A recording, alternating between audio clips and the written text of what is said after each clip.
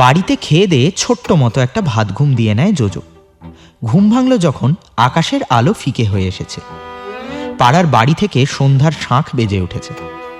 JoJo চোখ কচলে কটা বাজে দেখার চেষ্টা করে। বিকেল 5:15।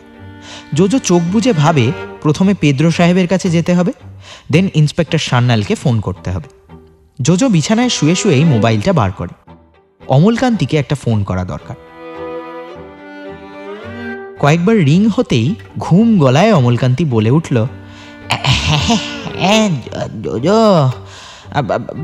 বল। জোজো ধীর কণ্ঠে জিজ্ঞেস করে, সকালে যে পোস্টারগুলো সাঁটাতে বলেছিলাম ওগুলো হয়েছে লাগানো? অমলকান্তি লম্বা একটা হাই তুলে বলে,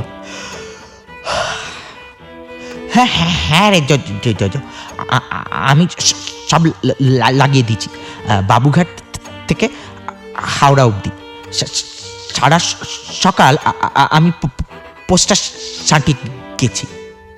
জোজো উত্তর দেয়, বেশ ঠিক আছে, আমি এখন একটা কাজে বেরোচ্ছি, পরে কথা হবে।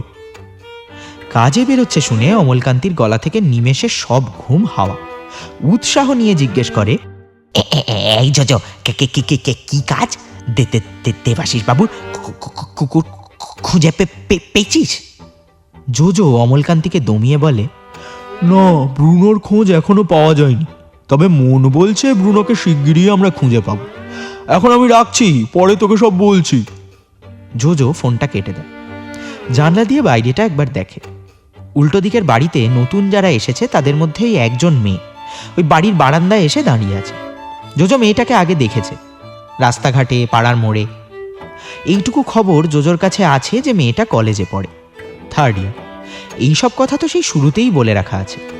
শুধু মেয়েটার নাম স্বর্ণলতা, সেটা এক জোজো ছাড়া সবাই জানে। জোজো মুগ্ধ চোখে কিছুক্ষণ তাকিয়ে থাকে মেয়েটার দিকে। মেয়েটার হাতে একটা কাপ, নিশ্চয়ই চা খাচ্ছে। শীতটা হঠাৎ করেই শহর থেকে দুম করে হাওয়া হয়ে গেল। বসন্তকাল পড়ল নাকি? সন্ধ্যার দিকে মৃদু বাতাসে জোজোর মনটা হু হু করে। তবে না, জোজো মাথা ঝাঁকিয়ে চোখ সরিয়ে নেয়। এখনো জোজোর অনেক কাজ বাকি। First he need to find Bruno. তারপর শঙ্করবাবুর 5 বছরের ছেলেটাকে নিয়েও বেজায় চিন্তা হচ্ছে। জোজো বিছানা ছেড়ে উঠে পড়ে। জামা কাপড় পরে যখন ঘর থেকে বেরোলো তখন ঘড়িতে সময় ঠিক সন্ধে 6টা। রাস্তায় বেরোতেই গাড়ি, বাসের তীব্র হর্নের আওয়াজে কান ঝালাপালা হয়ে যাওয়ার উপক্রম। জোজো ফুটপাথে দাঁড়িয়ে একবার ভেবে নেয় কি করে এখান থেকে পেদ্রোর আস্তানায় যাবে। ডাইরেক্ট বাস আছে, তবে 1 ঘন্টা মতো লাগবে বাসে করে গেলে। এছাড়া ট্যাক্সি আছে, তবে ট্যাঁকে অত টাকা নেই ট্যাক্সি চড়ে খিদিরপুর যাওয়ার মতো। অগত্যা বাসের জন্য অপেক্ষা। গতকাল যখন জোজো এসেছিল তখনও সন্ধে হয়ে গেছিল, তবে আজ একটু বেশি নির্জন যেন চারপাশ।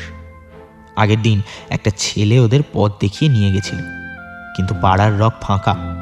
জোজোকে নিজে নিজেই রাস্তা চিনে যেতে হবে।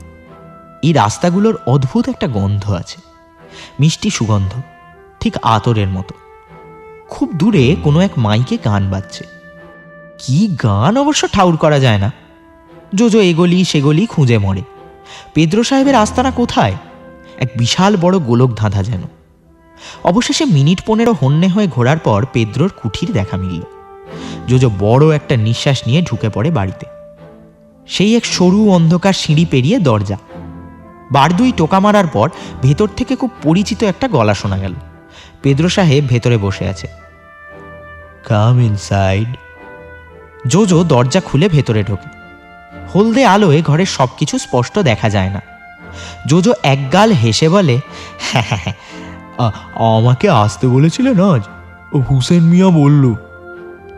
পেদ্রো চোখ কুঁচকে একবার দেখে জোজোকে, তারপর বলে, ইয়েস ইয়েস, আমি হুসেন মিয়াকে বলেছিলাম টু ইনফর্ম ইউ। চোখে ভালো দেখি না, বুঝলে কি না।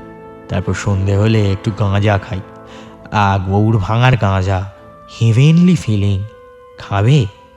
এই বলে পেদ্রো সিগারেটের মতোই দেখতে কি একটা জিনিস জোজোর দিকে এগিয়ে দেয়। আর এদিকে জোজো সিগারেট খায় না, গাঁজা কি করে খাবে? জোজো হেসে উত্তর দেয়, no thanks, I don't smoke. তবে আপনি খান। জোজোর আই ডোন্ট স্মোক শুনে সাহেবের সে কি হাসি। হেসে কুপোকাত যাকে বলে তার লাইভ দেখলো জোজো। তারপর কোনো মতে সামলে পেদ্রো সাহেব বলে, ঠিক আছে ঠিক আছে, you sit here. Jojo Pedro সাহেবের পাশেই সোফাতে বসে। পেদ্রো সাহেব গাঁজায় কয়েকবার সুখ টান দিয়ে অদৃশ্যের উদ্দেশ্যে হাঁক পাড়ে, এই কে আছিস, নিয়ে আয়। জোজো আটারলি কনফিউজড, কি হচ্ছে কিছুই ধরতে পারছে না। মুখে মৃদু হাসি নিয়েই জোজো প্রশ্ন করে, আচ্ছা আমাকে আসতে বলেছিলেন কেন, এটি নিউজ?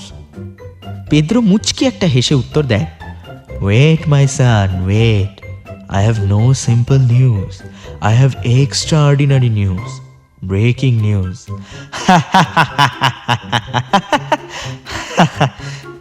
কথা শেষ করেই হো হো করে হাসতে আরম্ভ করে দিল পেদ্রো। জোজোর এবার একটু ভয় করছে। এইসব এলাকা একে ভালো না, গুপ্তচক্র, বেআইনি জিনিসের আখড়া। কিন্তু হুসেন মিয়া রেফারেন্সে এসেছে জোজো, কাজেই ভরসাযোগ্য লোক, না হলে হুসেন মিয়া কেন জোজোকে পাঠাবে? কিছুক্ষণ সব চুপচাপ। তারপর পেদ্রো সাহেব আবার হাঁক পারল, কই রে, নিয়ে আয়, সব নাকে তেল দিয়ে ঘুমাইলি নাকি? পেদ্রো সাহেবের ডাক শেষ হওয়া মাত্র দরজা ঠেলে একজন লোক ঢুকল। আলো ভালো নেই বলে জোজো দেখতে পেল না লোকটাকে, তবে ওর হাতে কি একটা আছে, বুকের কাছে আগলে রেখেছে। জোজো চোখ ছোট ছোট করে বোঝার চেষ্টা করে হাতে ওটা কি। লোকটা দরজা দিয়ে ঢুকে এগিয়ে আসে ওদের দিকে। আস্তে আস্তে আলোর পরিধির মধ্যে লোকটা চলে এলো। আরেকটু এগোলেই বুকের কাছে ওটা কি আছে সেটা স্পষ্ট দেখা যাবে। জোজো চোখ দুটো আরো ছোট ছোট করে দেখে, কি এটা যে একটা গোল্ডেন রিট্রিভার, গলায় একটা বকলেস ঝুলছে। এই অল্প আলোতেও জোজো স্পষ্ট পড়তে পারলো বকলেসের লেখাটা, ব্রুনো। লোকটা কুকুরটাকে কোল থেকে নামিয়ে সোফার সামনে রাখে। কুকুরটা ঘুমোচ্ছে, মাঝে মধ্যে নিঃশ্বাসের ভস ভস শব্দ শোনা যাচ্ছে। জোজো পেদ্রো সাহেবের দিকে তাকায়। পেদ্রো সাহেব গাঁজার রোলে টান দিতে দিতে জোজোর দিকে তাকায়। তারপর বেঁকা হেসে বলে, কি জোজো বাবু, ঠিক আছে তো? জোজোর বিস্মিত ভাবটা এখনো কাটছে না। পেদ্রো সাহেব আরেকটা টান দিয়ে বলে, আজ সকালে জগা ওকে নিয়ে এলো, গলায় বকলেসে ব্রুনোর নাম দেখেই I thought of you, now go get your reward. Jojo এবার জগার দিকে তাকায়, যে ব্রুনোকে নিয়ে ঘরে ঢুকলো। জগা হেসে বলে, ডোন্ট ওয়ারি, ব্রুনো ভালো আছে, কিচ্ছু হয়নি, হালকা ঘুমের ওষুধ দেওয়া হয়েছে, তাই ঘুমোচ্ছে। জোজো জগার চোখে চোখ রেখে জিজ্ঞেস করে, কিন্তু তুমি একে কোথায় পেলে? জগা সোফার এক কোণে বসে বলে, long story master, long story. JoJo কিচ্ছু বুঝতে পারছে না কি হচ্ছে। জগার দিকে তাকিয়ে বলে, আই নিড টু নো, তুমি বলো আমায়। এবার পেদ্রো সাহেব বাধা দিয়ে বলে, ওয়েট ওয়েট, সব শুনবে, তার আগে একটু চা টায়ের ব্যবস্থা করি। জগা 3 কাপ চা পাঠাতে বলতো, ফোন করিয়ে দে, চন্দু দিয়ে যাবে। জগা ফোন বার করে অর্ডার দিয়ে দিল 3 কাপ চা। আর বলতে না বলতেই মিনিট 2-1 মধ্যে চা হাজির।